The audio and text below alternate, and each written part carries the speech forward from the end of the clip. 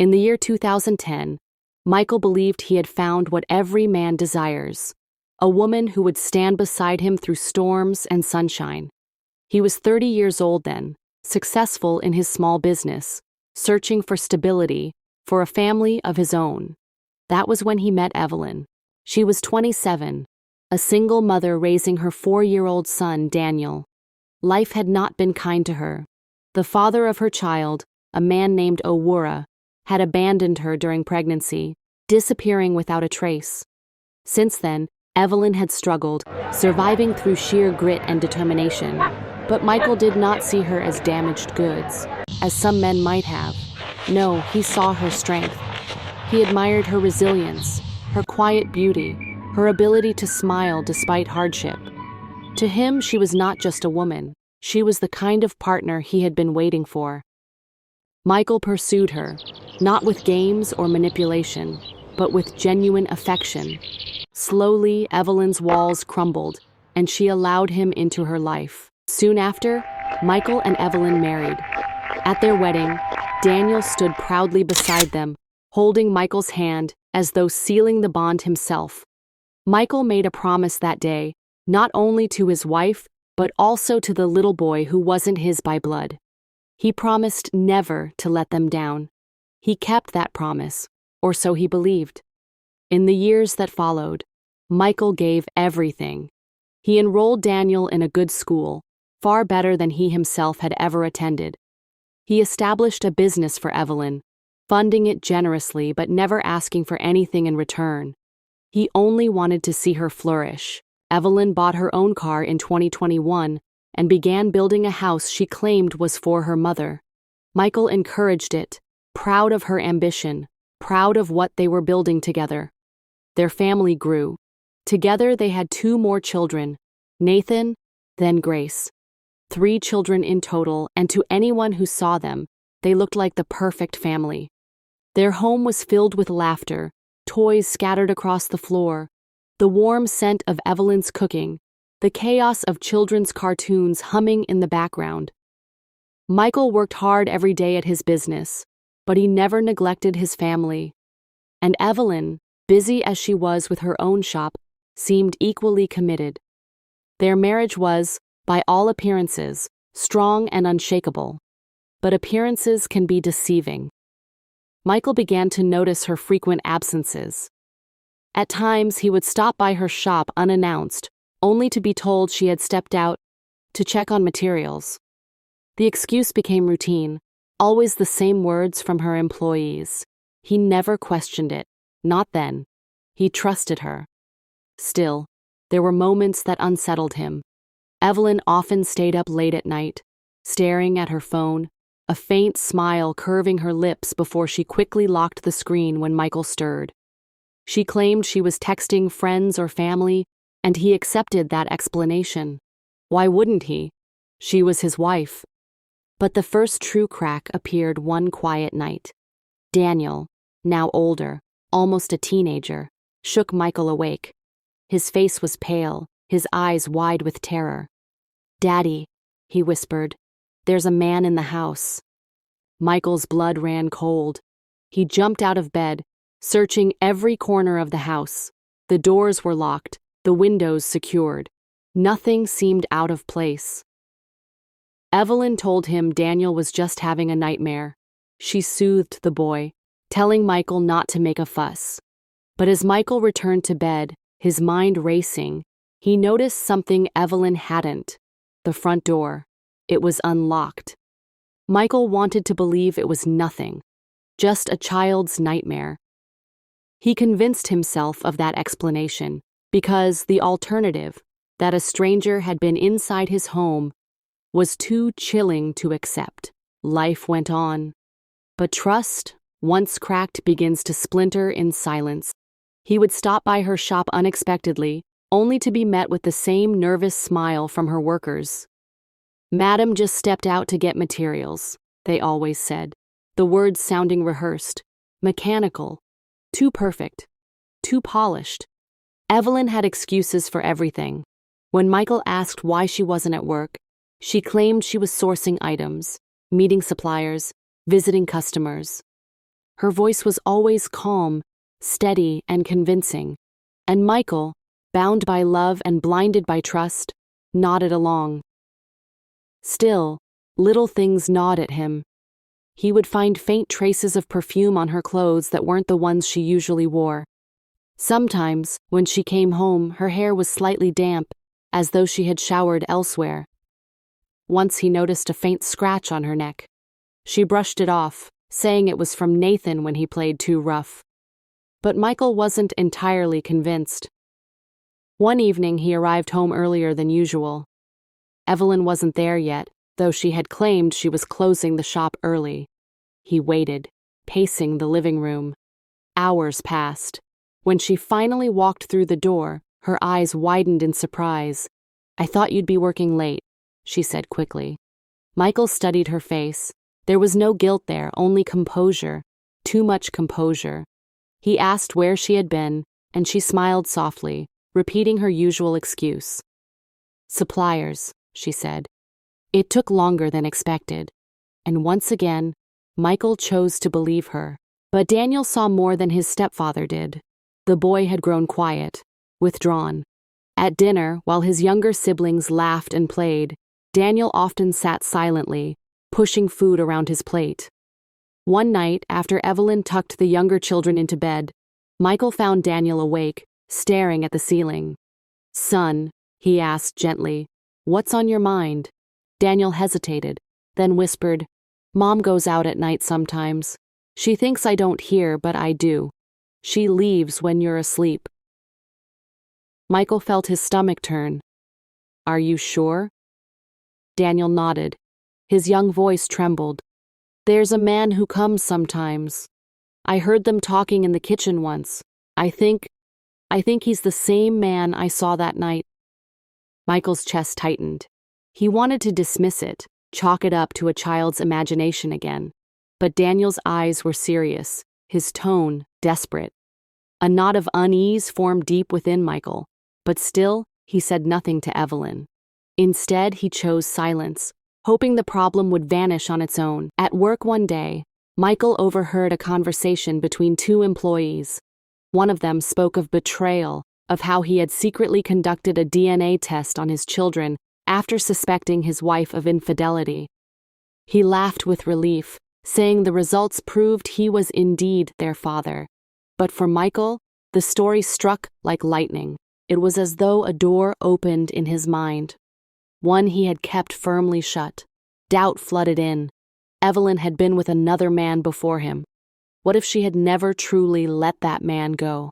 What if the absences, the secret smiles at her phone, the whispers Daniel spoke of, all pointed to something much darker? The thought tortured him. For days he couldn't sleep. He stared at his children, his heart aching with love but clouded by fear. Were they truly his? Finally, unable to endure the gnawing suspicion, Michael made a decision. He would find out the truth. Quietly, without Evelyn's knowledge, he arranged DNA tests for all three children, Daniel, Nathan, and Grace. The days that followed were heavy, filled with dread. Michael moved through them in silence, his mind consumed by the what-ifs. He tried to convince himself it was a waste of money, that the results would only confirm what he already knew, that he was a father, a husband, a man with a family built on love. But the truth does not bend to hope. 2 weeks later, the results arrived. And when Michael opened the envelope, the world he thought he knew shattered. None of the children were his. Not Daniel, not Nathan, not Grace. The blood in their veins carried another man's name. And in that moment, Michael realized something chilling. Evelyn had not been living a double life. She had been living a single one. It was his life that had been the lie all along. The results sat in Michael's trembling hands like a curse. Line after line confirmed what no husband should ever have to read. Daniel was not his son. Neither was Nathan, nor Grace. 14 years of love, sacrifice, sleepless nights, and unshakable loyalty, all built on a lie. Michael could barely breathe. His chest felt crushed beneath the weight of betrayal. He thought of the school fees he paid, the business he built for Evelyn, the house she claimed was for her mother. He thought of the promises they had whispered in the dark, the laughter, the moments he had believed were pure. And all of it belonged to another man. Owura. The name whispered in Michael's mind like a shadow, growing darker with each beat of his heart. The man Evelyn claimed had abandoned her, the man who had supposedly vanished years ago. But clearly, Owura had never left. He had been there all along. Michael could not face Evelyn immediately. For 3 days, he stayed away from home, wandering aimlessly, barely eating, barely sleeping. He wanted to scream, to tear his world apart with his bare hands, but rage this great has nowhere to go. It festers. It burns from the inside. Finally, he made his decision. He called for a family meeting. Evelyn's parents, his parents, and Evelyn herself. They all gathered in the living room, confusion heavy in the air.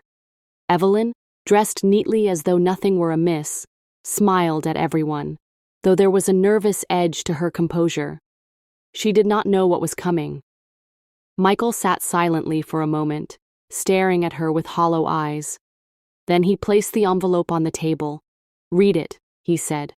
Evelyn frowned, confused. "What is this?" "Read it." The room was so quiet that the sound of paper tearing echoed when she opened the envelope. Her eyes scanned the pages, and the color drained from her face. Her lips trembled. Her hands shook. Her mother gasped. "Evelyn, what is this?" Michael's voice was flat, deadly calm. "Tell them. Tell everyone what you've been doing." Evelyn tried to speak, but the words caught in her throat. Tears welled in her eyes. "Michael, please. Tell them!" His voice thundered, rattling the walls. And then, before her parents, before his, Evelyn confessed. The children, all 3 of them, were Owura's. Daniel, Nathan, Grace. Not one carried Michael's blood. Owura had never abandoned her. In fact, he had always been in her life. He was the one she visited when she disappeared from the shop. He was the one who lived in the house she claimed was for her mother. He was the one she was feeding with Michael's money. And worse, Owura knew everything. He knew about Michael. He knew about the marriage, the sacrifices, the devotion. He had known all along, and yet Evelyn continued to live her double life, smiling in Michael's face while giving her heart and her body to another man. The parents were stunned into silence. Evelyn's father buried his face in his hands. Her mother wept openly. Michael's parents stared at him in horror, unsure whether to comfort him or fear what he might do. Michael himself sat frozen, a storm raging beneath his skin. He felt as though his very soul had been torn out. But something else happened then, something no one could explain. As Evelyn sobbed into her hands, a strange sound filled the room, a low, guttural hum like distant chanting, though no one was speaking. The children, Daniel, Nathan, and Grace, sat huddled together on the couch. And then, in perfect unison, they began to hum. The sound was chilling, unnatural, vibrating through the floorboards. Their eyes glazed over as though they were staring at something beyond the room, beyond the living. Everyone froze. "Children?" Evelyn's mother whispered, trembling. But they did not respond. Their lips moved together, forming words no one understood. Michael's heart pounded. His gaze darted to Evelyn, but she sat paralyzed, tears streaming down her face. And then, as suddenly as it began, the chanting stopped. The children blinked, as though waking from a trance, and looked around innocently. "What's wrong?" Daniel asked softly. But Michael knew. This was not just betrayal. It was something far darker. Something tied to Owura. For in that chilling moment, Michael realized one terrible truth. Owura was not just another man. He was something else. Something that had already claimed his family long before Michael even stepped into their lives. After the family meeting, nothing was the same. Evelyn left with the children to stay at her parents' house. But the silence in Michael's home was not peaceful. It was suffocating. The air felt heavier, the walls seemed to press in on him, and at night, shadows moved where no shadows should be. He told himself it was grief, that betrayal had left his mind fragile, but deep down, he knew it was more. The children's chanting haunted him, the way their voices had blended into one, speaking in a tongue that did not belong to them. It echoed in his ears whenever he tried to sleep. And then the dreams began. Night after night, Michael found himself standing in the unfinished house Evelyn claimed was for her mother. But in the dream, it was complete. Dark and looming, its windows like black eyes staring into him. From inside came whispers, strange, guttural voices calling his name. He would wake in a sweat, the sound still ringing in his ears. By the third night, the dream changed. He saw Evelyn inside the house, dressed in red, her eyes glazed over. Aurora stood behind her. Michael couldn't see his face clearly, only the outline of a tall, shadowy figure with arms that seemed too long, too unnatural. And in his hands, he held the children, their faces blank, their mouths chanting in unison. Michael woke gasping, his chest burning as though he had run for miles. The next day, determined to silence his paranoia, Michael drove to the house Evelyn had been building. He had never truly inspected it before. He had trusted her word that it was meant for her mother. When he arrived, the sight sent a chill down his spine. The house was not like the others in the area. While other homes were modest, painted in bright colors, Evelyn's house was different. Dark stone, heavy iron gates, windows that were strangely narrow. It did not look like a home at all. It looked like a fortress. Michael walked the perimeter. Something felt wrong. There were symbols etched into the concrete, faint but deliberate. Triangles, circles intersecting, strange markings that looked like they had been scratched into the surface by hand. He touched one, and the air around him grew colder. His breath came out in a fog, though the sun blazed above. That night he confronted Evelyn. She had returned to collect a few of her belongings, her face tired, her eyes hollow. "Why did you build that house like that?" Michael demanded. She froze, her lips parting in shock. "You went there?" "Answer me, Evelyn. Who is it for?" Her hands trembled. She opened her mouth, then closed it again, as if fighting against words that did not want to be spoken. Finally, in a voice barely above a whisper, she said, "It's for Aurora." Michael's blood ran cold. "For him? After everything?" "You don't understand," her voice cracked. "You think I betrayed you, Michael, but it's more than that. It's always been more. Aurora is not just a man. Her words cut off abruptly. Her eyes went wide, as though something invisible had gripped her throat. She gasped, clawing at her neck, her face twisting in panic. Michael rushed forward, shaking her. "Evelyn, what is it? What's happening?" Then, just as suddenly as it began, it stopped. She slumped to the ground, panting heavily, sweat beading her forehead. Her eyes flicked up at him, filled with terror. "He won't let me tell you," she whispered. Michael staggered back, his heart pounding. "Who won't let you? Aurora?" Her silence was the answer. That night, Michael dreamed again. This time, it wasn't the house. It was his own home. He walked through the darkened halls, hearing the laughter of children echoing. But when he entered the living room, Nathan and Grace were sitting on the floor, their eyes glowing faintly. Daniel stood behind them, his face blank, his voice cold. "He is our father," they said together, their voices layered, unnatural. "Not you." Michael woke with a scream, the echo of their words rattling through his skull. The line between dream and reality was blurring, and Michael realized with growing dread, Aurora was not just stealing his family. Aurora was invading his life, piece by piece, and Michael was running out of time. Michael was unraveling.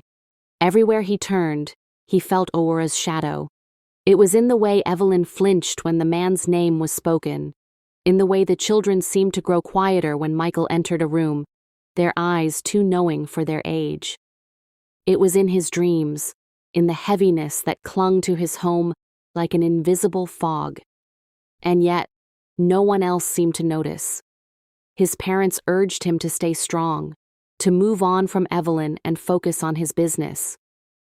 Evelyn's parents begged him not to make things worse, not to tear the family apart completely. But how could he explain what he was seeing? How could he tell them about the children chanting in strange tongues, about Evelyn nearly choking when she tried to speak of Aurora, about the house built like a shrine? They would call him mad. So Michael turned to quiet investigation. He began asking questions, discreetly at first. Old friends of Evelyn, neighbors, even workers who had been at her shop for years. Most grew tense at the mention of Aurora's name. One woman, an older neighbor who had known Evelyn since childhood, gave him a chilling look. "You should not speak of that man," she whispered.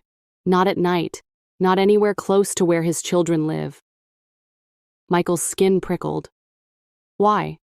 Who is he really?